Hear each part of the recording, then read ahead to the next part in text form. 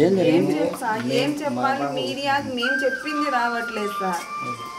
దానికి మీరు ఏది సృష్టించుకొని ఏదేదో ఒకటికొకటి ఏదో మీరు చూపిస్తున్నారు. అలాంటప్పుడు మేము ఏం మాట్లాడాలి?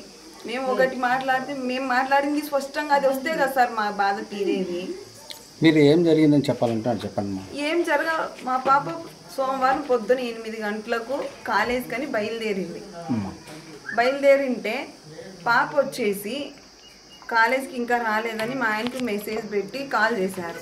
పాప ఇంటికి కాలేజ్కి వెళ్ళలేదంట. మా ఆయన ఫోన్ చేస్తే నేను ఇక్కడికి వచ్చాను. మా సొంతూరు హనుమన్గుత్తి, ఎరుగుంట్ల మండలం హనుమన్గుత్తి. ఇక్కడికి చిన్న పొదుపు మీటింగ్గా నేను ఇక్కడికి వచ్చాను. ఫోన్ చేసిన వెంటనే మా బావ కొడుకైన సురేంద్రను బైక్లో తీసుకొని వెంటనే బస్సుకి అయితే లేట్ అవుతుందని బైక్లో తీసుకొని వెళ్ళి కాలేజ్ దగ్గర విచారించుకుంటే పాప రావలేదమ్మా పొద్దున్న నుంచి కాలేజ్ కంటే. ఫ్రెండ్స్ను విచారించుకుంటే మాతో గండికోటకు పోతానని చెప్పిందన్నారు. ఆత్రంగా మా పాప కనిపించలేదని టెన్షన్లో మేము చేసిన మిస్టేక్ ఏంటంటే బాబును ఒక్కడిని పంపించడం.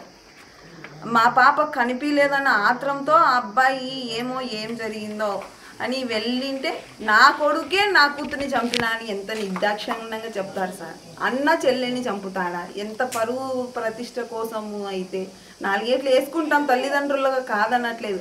చంపేంత క్రూరత్వంగా దిగజారలేదు సార్. ఇంకా అది సొంత అన్న. పాప బట్టలు తీస్తాడా? అన్నగారు బట్టలు తీస్తారా? గొంతు బీసికి చంపేసినారా? అదే మీకు వచ్చిందా రిపోర్ట్స్లో? ఒప్పుకుంటా. పాప ఒంటి మీద కాళ్ళు గాయాలు ఇవన్నీ పోస్ట్ మార్టం వచ్చిన తర్వాత కదా మీరు మాట్లాడాలా. రేపు జరగలేదు మేము కూడా ఒప్పుకుంటాము. మరి గాయాలు ఎట్టొచ్చే పిల్ల మీద? ఆ గాయాల కల కారణాలు చెప్పండి. మరి డ్రెస్సు లేకుండా లగ్నంగా ఎట్లా పడింది? మీకు తోడుగుట్టిన వాళ్ళు లేరా? మీకు తోడుగుట్టిన వాళ్ళు తల్లిదండ్రులు అమ్మగారు లేరా? మీరు కోపం చేసుకోరా చెల్లెళ్ళ మీద? ఏదన్నా చిన్న మిస్టేక్ మీ చెల్లెళ్ళు చేస్తే ఇంత దారుణంగా బట్టలు తీసి మరీ చంపుతారా? చెప్పండి.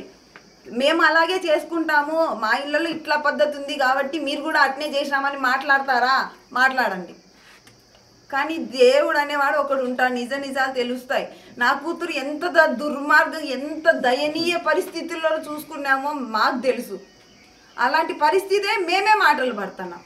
మేమే మా పిల్లని చంపుకున్నామంటారా? మా పిల్లను మేము ఎక్కడో గండికోటకు తీసుకుపోయి 10 మంది నగ్నంగా అంత చెప్పుకోవాల్సిన అవసరం లేదు. ఇంట్లోనే చేసుకునే వాళ్ళం. ఇంకేంటో న్యాయం చెప్పండి మీరు. మేము మాట్లాడింది వెయ్యండి. వేరేది ఎందుకు వేస్తున్నారు? మా బాధ చెప్పుకునేది మాకు న్యాయం జరగడం కోసమే కదా మేము మీకు చెప్పుకునేది. మరి న్యాయం జరగకపోగా మేమే దోషులమా? అన్నానా? చెల్లెళ్ళు ఎంక్వైరీ కోసం వెళ్ళి చూసుకునేందుకు అన్న చెల్లెల్ని చంపుతాడా? ఏ ప్రూఫ్స్తో మీరు చంపినారని నిరూపించండి. మాకు ఎవరి మీద అనుమానమో మేము చెప్పాం. మీరు వాళ్ళను కేసు పెట్టి లోపల పెట్టారు. మీరే న్యాయం చేయండి. నేనేం కోరడం లేదు. ఇంతకు మించి నేను మాట్లాడే ఓపిక నాకు లేదు సార్. నా కూతురు పోయిన దుఃఖంలో ఎన్ని మాట్లాడినా ఏం జరిగినా నా కూతురు తిరిగి తెస్తారా చెప్పండి. మరి నేను ఏం కోరాలి? మేము మా పాపను పోగొట్టుకొని మేము ఒక సిఐ ఒక ఎస్ఐని ఎంతముడి పెట్టుకొని తెల్లవార్దులు ఉండి గండికోటలో మొత్తం అన్నీ చూసి వాళ్ళ వెనకముండి సీసీ ఫుటేజులు మొత్తం A to Z అన్నీ చూసుకొని వాళ్ళ వెనకముడి ఉంటే ఇప్పుడు నేను మా సురేంద్ర మేము చేసినామని మా మీద నిందలు వేస్తున్నారు.